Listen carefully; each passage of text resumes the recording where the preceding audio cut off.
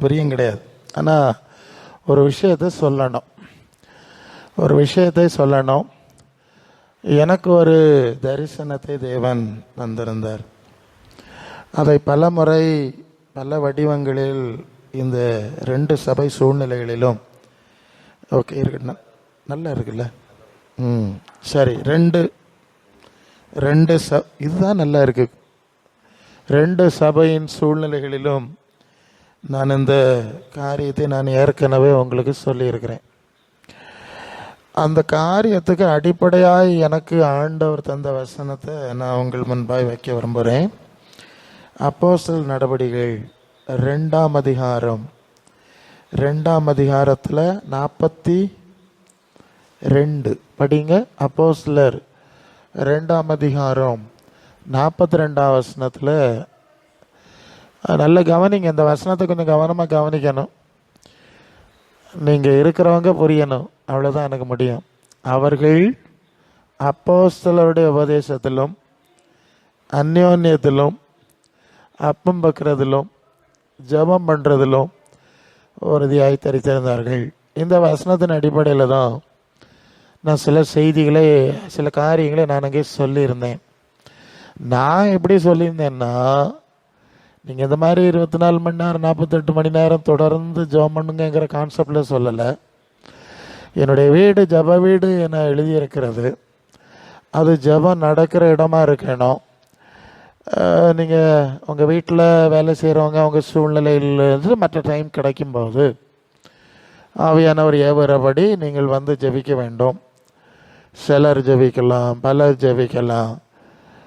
அதில் ஒரு காரியம் என்னன்னா, ஜெபம் நடந்து கொண்டு இருக்கும், ஆவியானவர் வார்த்தைகளை வெளிப்படுத்தி கொண்டிருப்பார். இப்போ நீங்கள் வசனங்களை பேசி ஜெபம் பண்ணியிருக்கீங்க.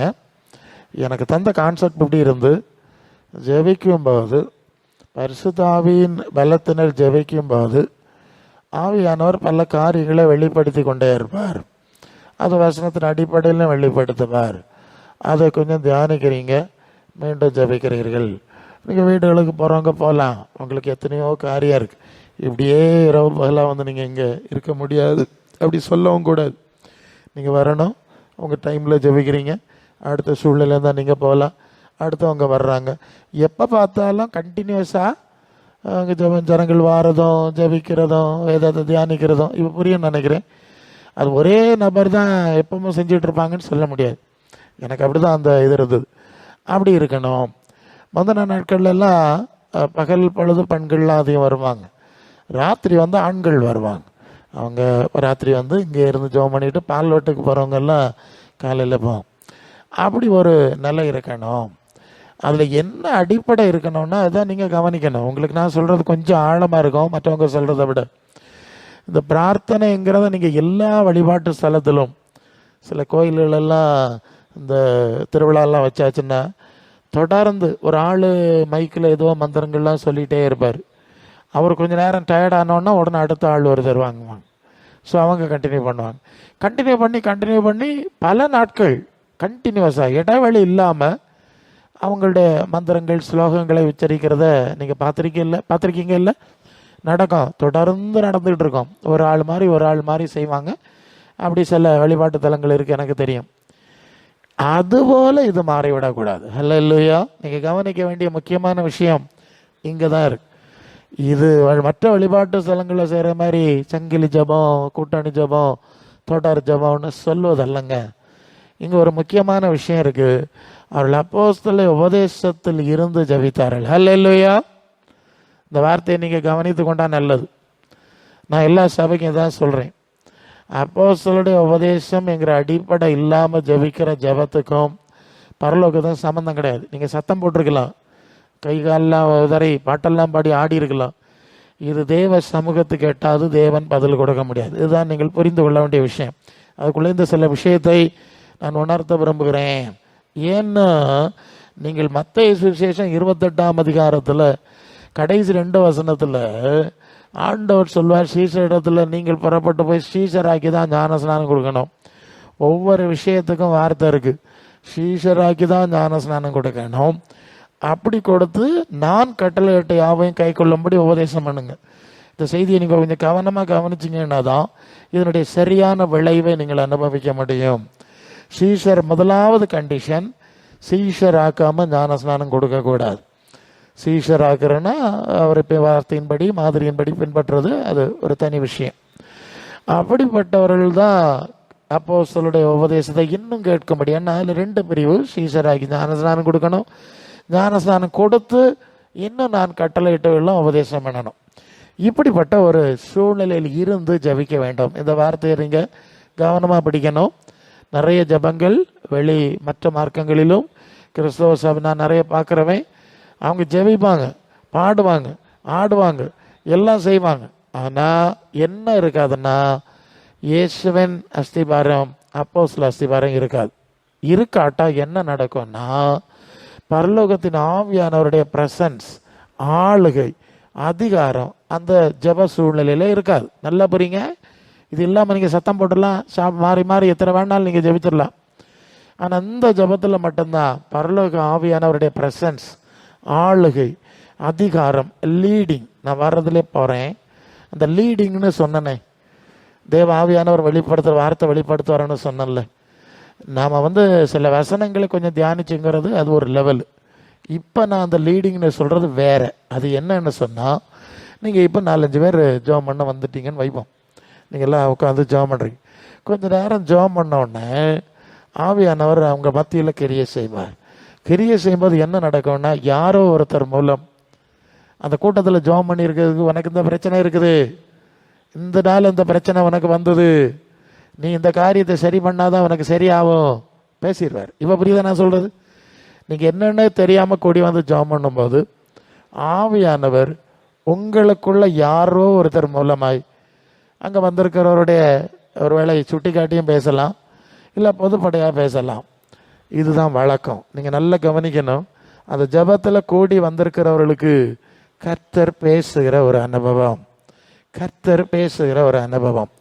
அப்போ இது நீங்கள் இப்போ ஒரு 2-3 வசனம் சொல்லி ஜபிச்சிட்டிங்க, அது ஒரு டைப்பு தான்.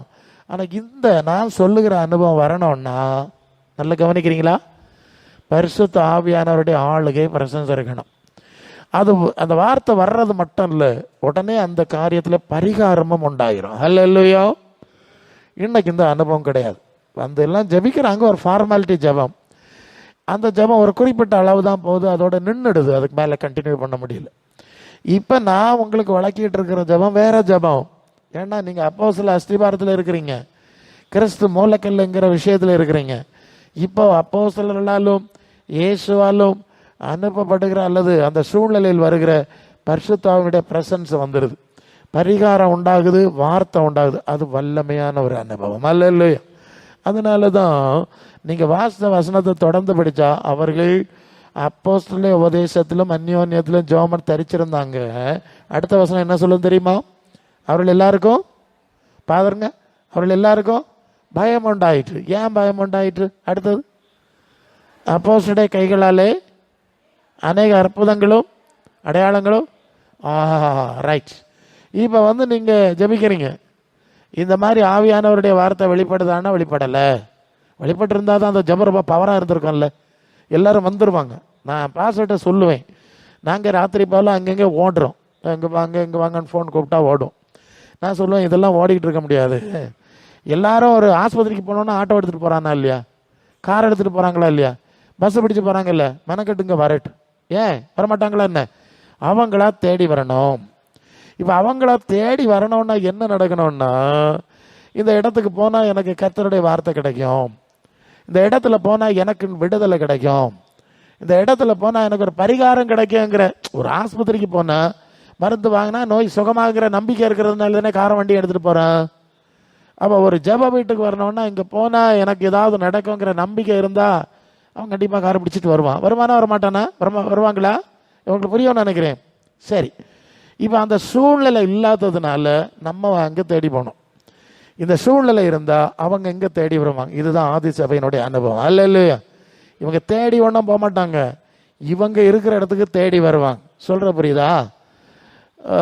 பக்கத்தில் ஒரு சபை இருக்குது, நான் பெயர் சொல்லலை, இன்னும் அது லைவில் போகுது.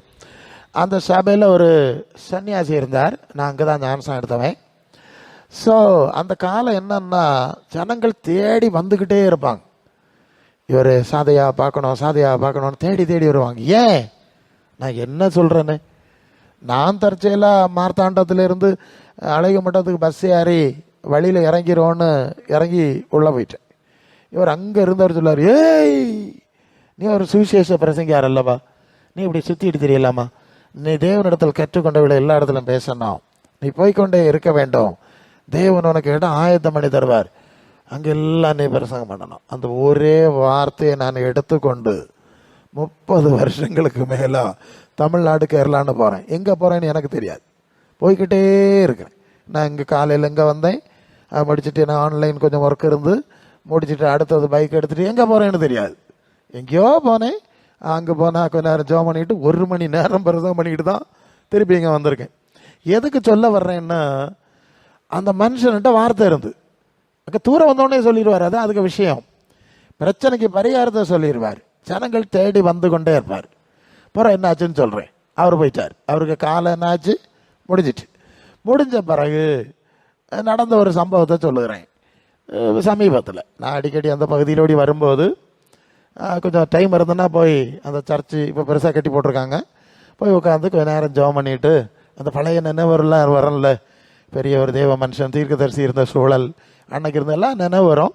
அதனால் கொஞ்சம் அதில் போய் உட்காந்து ஜெபம் பண்ணிகிட்டு இருந்தா கொள்ளான்னு ஜெபம் பண்ணிகிட்டு இருக்கிறேன். கவனிங்க, ஜெபம் பண்ணிவிட்டு இடையில ஒருக்கா வெளியே வந்தேன்.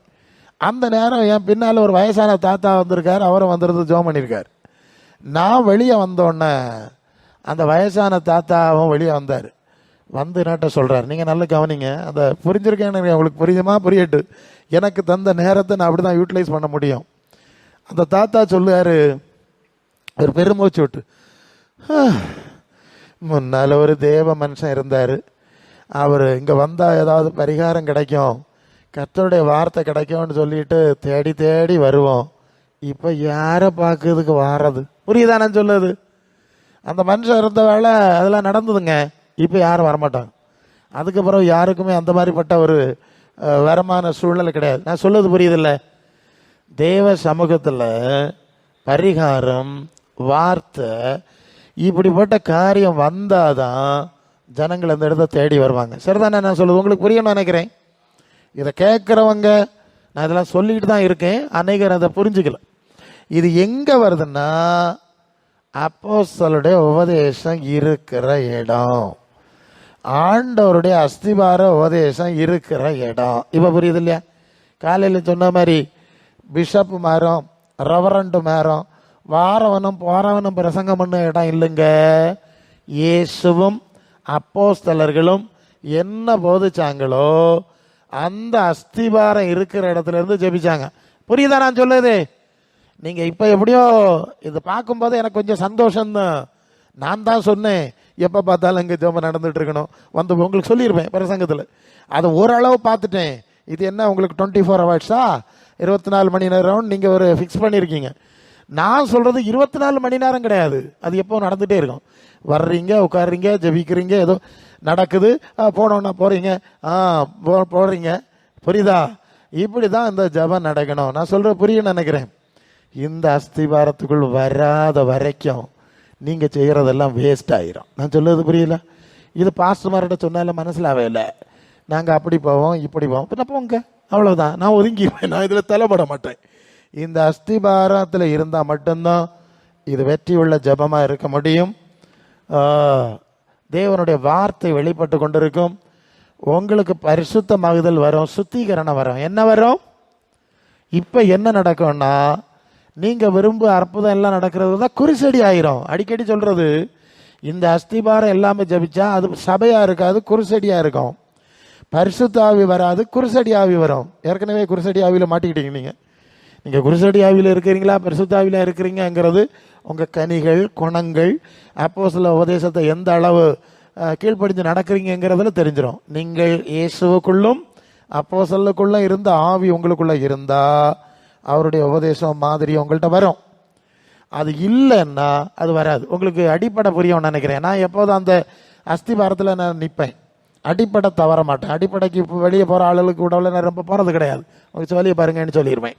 சரி, அப்போ இப்போ இந்த ஜபம் சிறப்பானதாய் வெற்றிகரமானதாய் தேவ சித்தப்படி தொடர வேண்டும் என்று நீங்கள் விரும்பினால் முதல் விஷயம் அப்போஸ்தல அஸ்திபார உபதேசத்தை தியானித்து கொண்டே இருக்க வேண்டும்.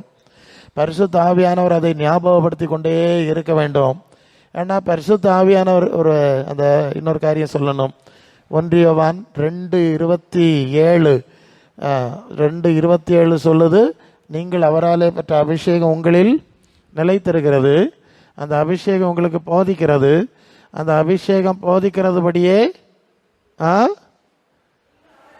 அவராலே பெற்ற உங்களில் நிலைத்திருக்கிறது, ஒருவரும் போதிக்க வேண்டுவதில்லை. அந்த அபிஷேகம் சகலத்தையும் குறித்து உங்களுக்கு நான் கேட்கட்டு, உங்களுக்கு எல்லாரும் அபிஷேகம் கிடச்சிருக்கா? எத்தனை பேர் கிடச்சிருக்கு? இந்த அபிஷேகம் உங்களுக்கு போதிக்கிறதா?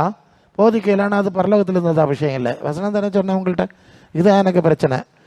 இயேசு சொல்லுவார், சத்திய ஆவியாகிய அவர் வரும்போது சத்தியத்துக்குள்ளும் நடத்துவார் இல்லையா? 16:13 யோவான். சத்தியத்துக்குள்ள நடத்துகிறாரான்னு கேட்டேன். 1 பரிசுத்த ஆவி போதிக்கிறாரா, 2வது சத்தியத்திலே நடத்துகிறாரா, 3வது நான் சொன்ன யாவற்றை அந்த ஆவியானவர் வரும்போது ஞாபகப்படுத்துகிறாரா? இது ஒன்றும் இல்லாமல் தானே கிடந்து ஜபம் நடந்துட்டு இருக்கு. வருஷக்கணக்காக அதே தான் நடக்குது. ஸோ இந்த ஜபத்தில் எனக்கு நம்பிக்கை கிடையாது. ஏன்னா நான் இந்த பிரமாணத்தில் போகிறவேன். சரி, அப்போ இனியாவது நீங்கள் ஒன்றை புரிஞ்சுக்கிடுங்க, ஒரு தீர்மானம் எடுத்துருங்க. அப்போஸ்தலர் இயேசு அஸ்திபாரத்திலே தான் நாங்கள் இருப்போம், அதுக்கு ஏற்ப தான் நாங்கள் ஜெபிப்போம். எங்களுக்குள்ள இருக்க ஆவி அந்த தன்மையில் நடத்த வேண்டும். ஏன்னா இப்போ ஒரு பிரச்சனை என்னன்னா, இவங்களுக்கு நான் ரொம்ப காலம் கவனிக்கிற விஷயம், இந்த ஆவி இல்லாதவனுக்கு இருக்கக்கூடிய ஒரு அறிவு கூட, ஒரு பகுத்தறிவு கூட, ஒரு உணர்ச்சி கூட இந்த ஆவி கூட்டத்துக்கு கிடையாது. இதுதான் பிரச்சனை. அதனால தான் நான் இதுக்குள்ளே ரொம்ப தள்ளப்படுவதில்லை. இது ஒரு என்னமோ ஒரு மாதிரி இருக்குது. ஒரு புத்தி கிடையாது, விவரம் கிடையாது, தேவஞானம் கிடையாது, பகுத்தறிவு கிடையாது, ஒன்றுமே கிடையாது. சத்தம் இருக்குது, ஊழை இருக்குது, கை கால் உதறதல் இருக்குது, அலறல் இருக்குது, புலம்பல் இருக்குது இல்லையா? இவ்வளோ தானே இருக்குது. அப்படி இருக்கக்கூடாது. அதை திருத்த வேண்டியதான். இது ஒரு வேளை நீங்கள் ஒரு வேளை பெந்தைக்கோசை மார்க்கத்திலேருந்து படித்து, பெந்தைக்கோசை மார்க்கத்தை இப்படி தான் செய்வாங்க. கொட்டடிச்சு தான் அடி போடுவது, சத்தம் போடுவதும் இதுதான் செய்வாங்க. ஆதி அப்போஸ்தலர் காலத்தில் இதெல்லாம் கிடையாதுங்க. அவர்கள் ஆவிக்குள்ளே ஜெபித்தார்கள். எப்படி ஜெபிச்சாங்க? பரிசுத்த ஆவிக்குள்ளே ஜெபம் பண்ணாங்க. தெரியுமா உங்களுக்கு? பரிசுத்த ஆவியானவர் ஞாபகப்படுத்திக்கிட்டே இருப்பார். ஜெபம் பண்ணும்போது இன்னும் இருக்கா ஜெபம் பண்ணு, இன்னும் பிரச்சனைக்கு ஜெபம் பண்ணு, மாறி மாறி வெளிப்பாடு வந்துட்டு இருந்தேன். நீங்கள் ஆதி சபையை பார்த்தீங்கன்னா முதலாவது வெளிப்பாடு வந்தால் பேசிட்டு உட்காரு, அடுத்த ஆள் பேசு. ஒரு தடம் அதை ஒழுங்குபடுத்த முடியாமல் திணறி இருக்காங்க. இன்னைக்கு அந்த அனுபவம் கிடையாது. அப்போது ஏன்னா சபைகள் இல்லை, எல்லாமே குலைஞ்சு போயாச்சு. ஸோ இந்த அஸ்திபாரத்தை சரிப்படுத்தி அப்போ நம்முடைய ஜபம் எப்படி இருக்கணும்? அந்த அப்போஸ்தலருடைய உபதேசத்தில் இருந்து ஜபித்தார்கள்னு சொல்லக்கூடிய ஜபமாக மாறித்தான் ஆக வேண்டும் என்கிற ஒரு நோக்கம், ஒரு தரிசனம் எனக்கு இருந்ததுனால தான் நான் அடிக்கடி அதை தான் சொல்லுவேன். நீங்கள் ஜெபிங்க, அப்படி ஜெபிங்கன்னு சொல்லுவதெல்லாம் எனக்கு மைண்டில் நிற்கிறது, இதுதான் நிற்கும். அது நிற்கும் போது அந்த ஆதி அப்போஸ்தல அனுபவம் வருமே என்ற எதிர்பார்ப்பில் தான் அதை நான் பேசி கொண்டிருக்கிறேன். நீங்கள் எந்த அளவு உணர்கிறீர்கள்னு எனக்கு தெரியாது. எனக்கு தெரிஞ்ச முதல்ல பாஸ்டர் மாதிரி தான் குணப்படணும். ரசிக்கப்படுவதெல்லாம் இப்போ பாஸ்டர் மாதிரி தான் முதல்ல ரசிக்கப்படணும். ஞான ஸ்நானம் இப்படி கொடுக்கப்படாது, கர்த்தருடைய பந்தி இப்படி கொடுக்கப்படாது, அதுக்குரிய அடிஸ்தானத்தில் போனோன்னு முதல்ல என்ன செஞ்சுட்டாவ? ஞான ஸ்நானத்துக்கு தகுதி ரோட்டில் போகிறவனை பிடிச்சி கொண்டு 13 வயசுலேயே முக்கி நீ விசுவாசின்னு ஆக்கிடணும். பிற தலையில் கையை வச்சு அவனுக்கு வரம் கொடுக்க தலைக்கெல்லாம் நிற்கணும். பிற கர்த்தருடைய பந்தி கொடுத்து வருகை பாட்டம் பாடி அனுப்பிடணும். பின்ன நீங்கள் உருப்படுவீங்களா சொல்லுங்கள்? நான் என் சபையினுடைய ஆழங்களெல்லாம் படிச்சுட்டு வந்தவன். கிருபாசன சபையிலெல்லாம் 1 வருஷம் கூட்டத்துக்கு வந்து அந்த ஆளுக்கு தகுதி பார்த்துலாம் ஞானஸ்நானம் கொடுக்க மாட்டாங்க. அன்னைக்கு இந்த அனுபவம் இருந்து இல்லையோ, அதுதான் இந்த டிஃபரன்ஸை சொல்லுறேன். அன்னைக்கு இருந்து அவங்க சீசத்துவம் எடுத்து கொடுத்தாங்க, ஆவி இருந்து அது போன உடனே எல்லாம் போச்சு. அப்போ முதலாவது அஸ்திபாரத்தை பாஸ்டர் மாதிரி தான் சரி பண்ணணும். அதை நாங்கள் பல தடவை நான் சொல்லியிருக்கேன். அப்படி கொண்டு வந்து தேவனுடைய பிரசன்ஸ் அவங்க இறங்கி இறங்கி நடத்தக்கூடிய அனுபவம் வந்துட்டா எல்லா அற்புதங்களும் இங்கே நடக்கும். அப்போ அந்த அனுபவத்துக்கு நேராக நம்ம திருப்பணும். அப்படி திருப்பாமல் தின்னு ஜபிப்போம், சாப்பிடாம ஜபிப்போம், தூங்கி ஜபிப்போம், தூங்காமல் ஜபிப்போம், இப்படி எல்லாம் நாடகம் நடத்தி என்ன செய்ய முடியாது? நாம் தேவ கிருபையை பெற முடியாது. இது உங்களுடைய அறியாமையினாலோ அல்லது உங்களுக்கு தெரிஞ்சதோ நீங்கள் செஞ்சுருக்கீங்க, நான் விட்டுருவேன், அதோட விட்டு விடுகிறேன்.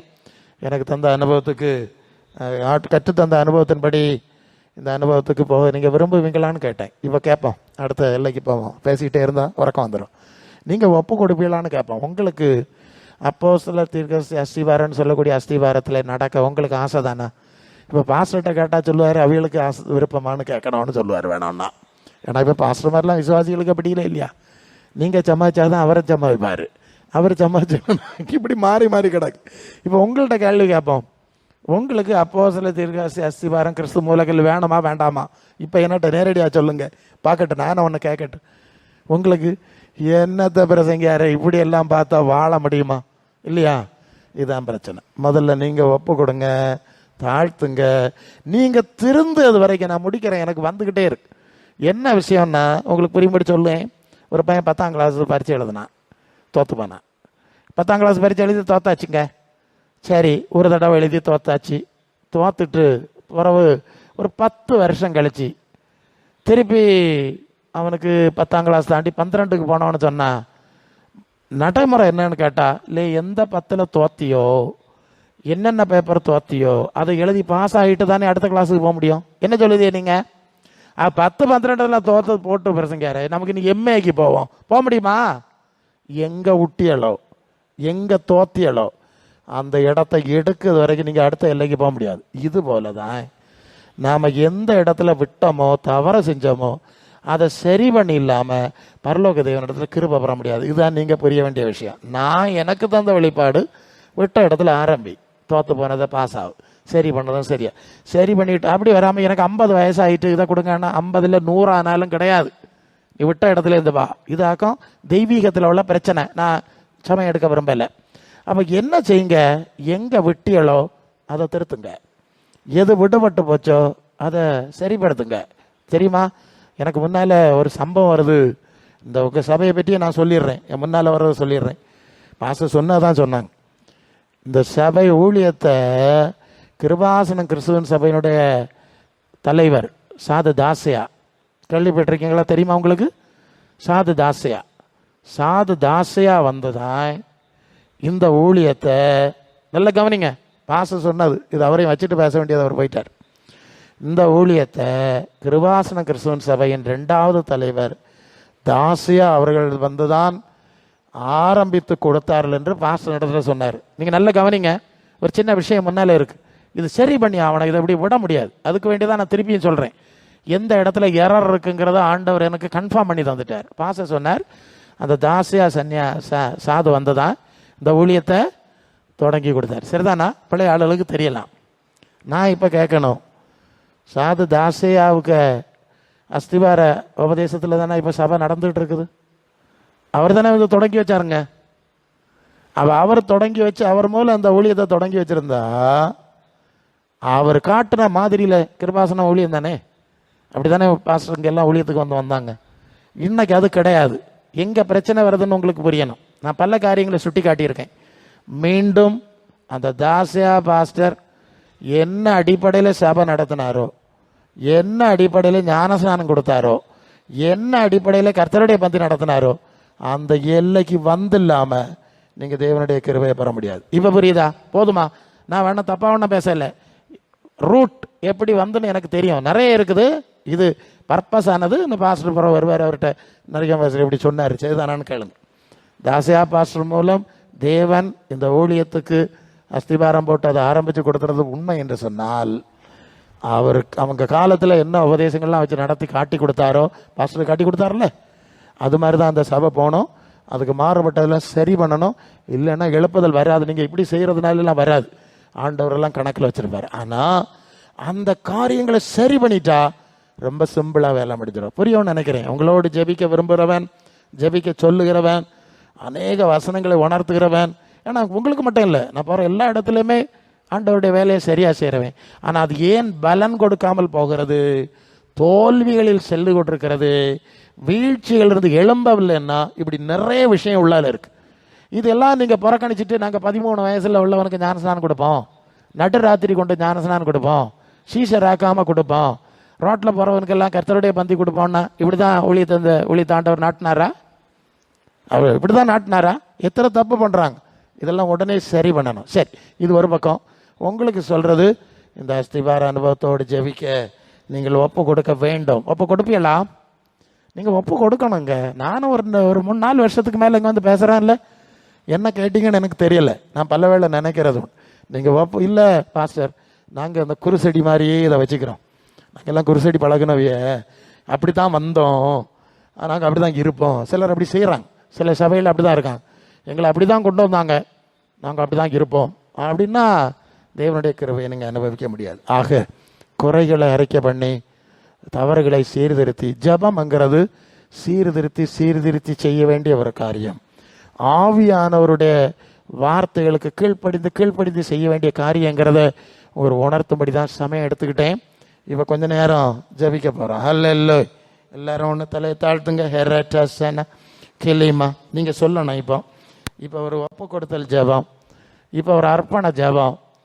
ஆமாம் ஆண்டவரே, இந்த ஊழியத்தை நீர் ஆரம்பித்த நோக்கத்தை விட்டு நாங்கள் விலகி போயிட்டோம். சொல்லுங்கள், நீங்களாவது சொல்லுங்கள், மற்றவங்க இல்லை, நீங்கள் சொல்லுங்கள். விலகி போயிட்டோம். என்ன அஸ்திவாரத்தில் அந்த ஊழியக்காரரை கொண்டு இந்த ஊழியம் அடிக்கல் நாட்டப்பட்டதோ அந்த அஸ்திவாரம் தகர்க்கப்பட்டு விட்டது. அந்த அஸ்திவாரத்தை தகர்த்து விட்டோம். இதில் நாங்கள் திருந்த விரும்புகிறோம். சொல்லுங்கள், நீங்கள் திருந்தணும். இங்கே நிறைய யாரார் கிடக்கு, அது ஆவியானவர் எனக்கு சொல்லிக் கொடுக்கனால சொல்லுகிறேன். நாங்கள் திருந்த போகிறோம். ஆதி அப்போஸ்தல அஸ்திவாரம், அப்போஸ்தல தீர்க்கதரிசி அஸ்திவாரம், இந்த ஊழியத்துக்கு அடிக்கல் போட்டு தொடங்கி வைத்த ஊழியர்களின் அஸ்திவாரம் குறைஞ்சபட்சம் அந்த எல்லைக்காவது திருப்பி ஆகணும். ஆனால் அது ஈஸி, இதில் தான் ஆரம்பித்தது. மற்றது அடுத்த லெவலுக்கு அடுத்தது போகலாம். நீங்கள் எல்லாரும் அர்ப்பணிப்போம். Jesus name. நன்றி. ஹல்லேலூயா. வாய் திறந்து நீங்கள் சொல்லுங்கள். நீங்கள் எல்லாம் சேர்ந்து ஜெபிச்சு உங்கள் சபையை ஒழுங்குபடுத்துங்க. அவ்வளோதான் எனக்கு முடியும். ஹல்லேலூயா. ஆமென் லார்ட். சீர்படுத்துங்கள். சீர்கெட்ட பிள்ளைகளே திரும்புங்கள் என்று கர்த்தர் சொல்லுகிறார். உங்களை ஊருக்கு 1, வம்சத்துக்கு 2 நான் தெரிந்து பிரித்து எடுத்து சீயோனுக்கு கொண்டு வந்தேன். சீயோன்னா தேவ பிரசன்னம் இருக்கிற இடம், தெய்வ வார்த்தை வெளிப்படுகிற இடம். அங்கே கொண்டு வந்து என் இருதயத்துக்கு ஏற்ற மேய்ப்பர்களை உங்களுக்கு அனுப்பி உங்களுக்கு ஆதி அப்போஸ்தல உபதேசத்தை நான் தந்து கொண்டிருக்கிறேன். உங்களுக்கு மனசு இல்லைன்னா நான் என்ன செய்ய முடியும்? உங்களுக்கு மனசு இல்லைன்னா நாங்க என்ன செய்ய முடியும்? நீங்க தான் அர்ப்பணிக்கணும். ஹல்லேலூயா. ஹல்லேலூயா. இது ஜெபம்னு சொல்றது ஒரு சுத்திகரிப்பு அனுபவம், சீர்படுத்துகிற அனுபவம், அர்ப்பணத்தின் அனுபவம், அர்ப்பணத்தை புதுப்பிக்கிற அனுபவம். என்ன செய்ய போறீங்க? குத்துக்கல்லா இருப்போம்னு சொன்னா நிச்சயமா தேவ கிருபை கிடைக்கும். நீங்கள் உடனே மாறி ஆகணும்.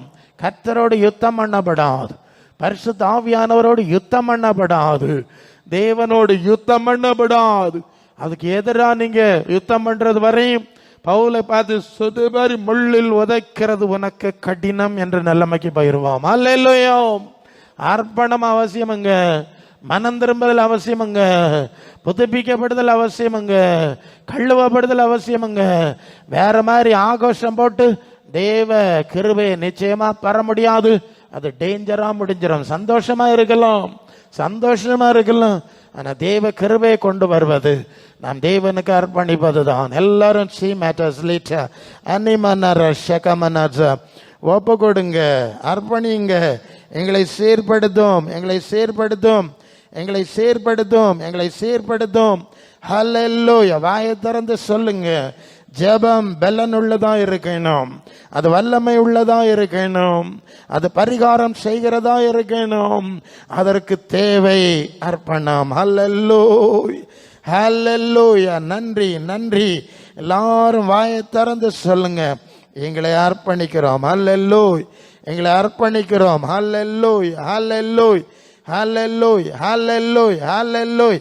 ஹல்லேலூயா. நன்றி. ஒரு அர்ப்பணத்தின் உணர்வு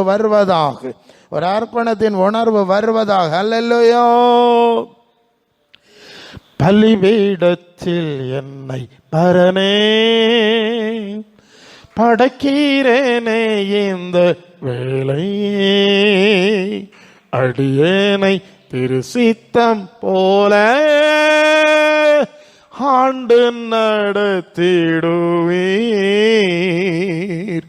அடியேனை திருசித்தம் போல ஆண்டு நடத்திடுவீர்.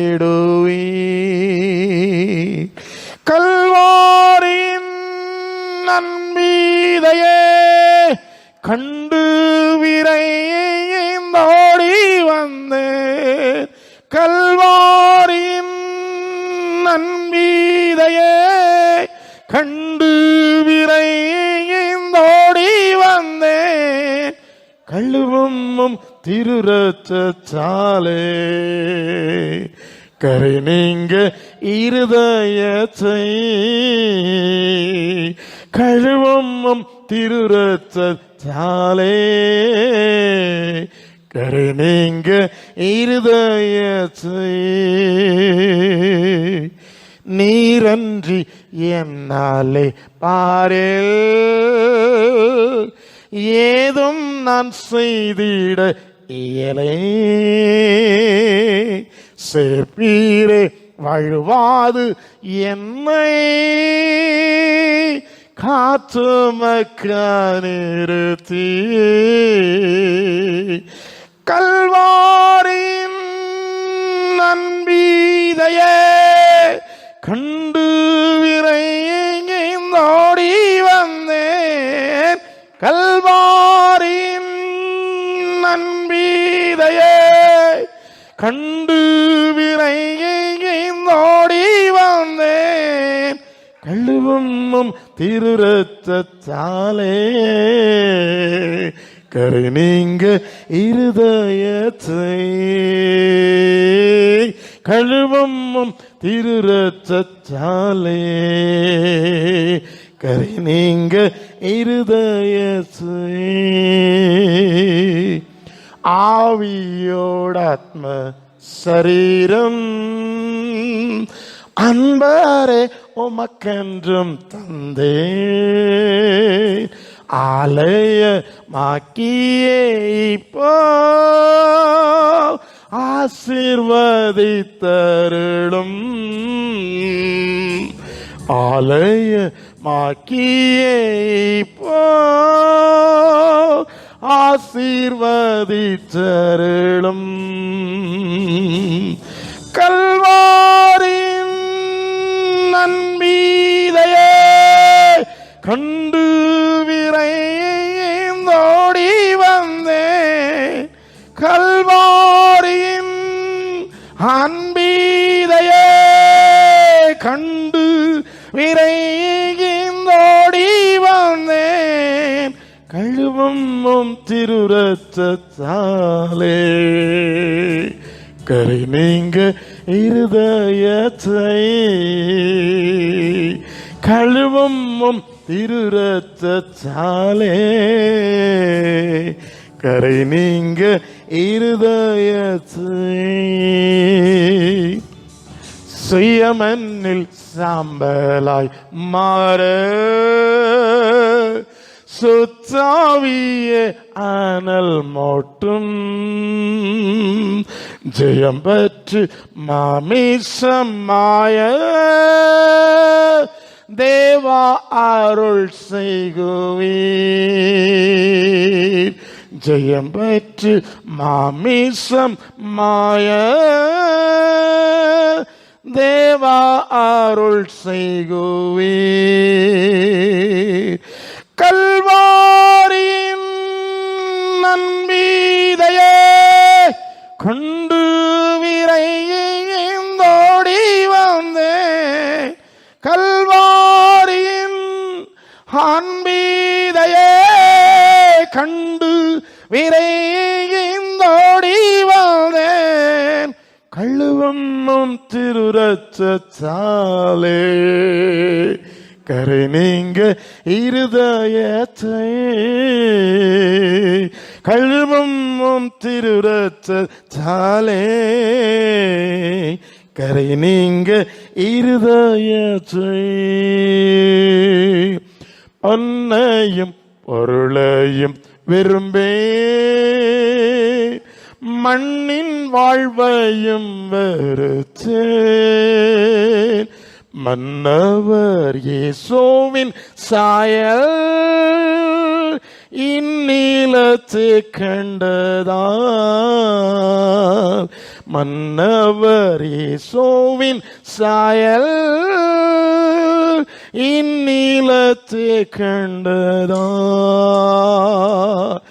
கல்வாரியின் நன்பீதையே கண்டு விரைந்தோடி வந்தேன், கழுவும் திருரத்தத்தாலே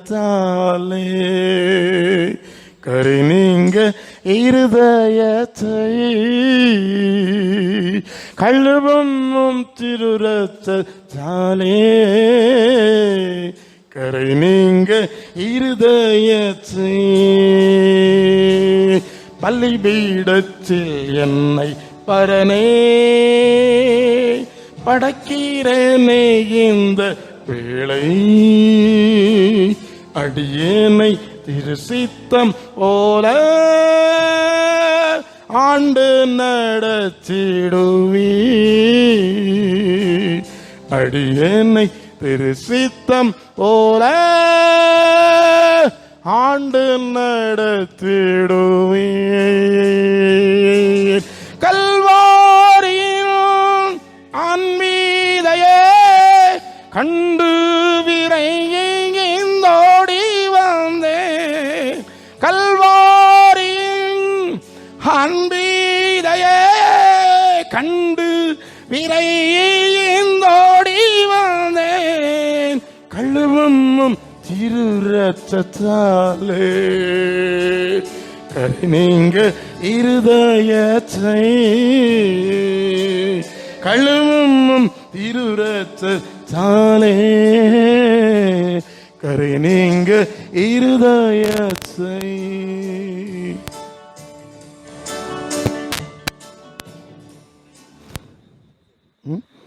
நடக்கட்டி நீங்க ஒரு செஷன் போங்க போங்க பாப்பா.